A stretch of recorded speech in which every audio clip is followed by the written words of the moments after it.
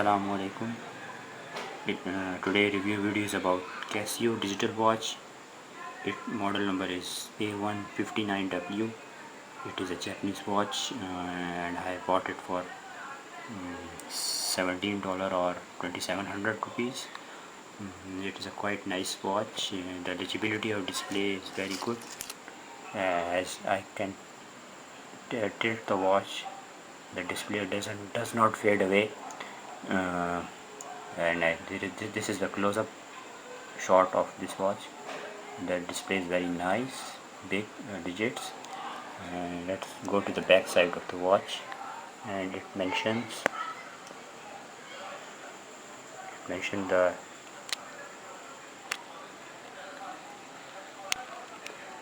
much model number, stainless steel back, water resistant, Japan DW. So I have previously I have also Casio Digital Watch, but it was in a black plastic color. I had very good experience of this, so I have skipped this for metallic one. I hope this will also give me a good watch experience. So that's today from this video. If you like my video, then please subscribe to my channel, and if you have any queries, then please mention them on comment section. Thank you, and Allah Hafiz.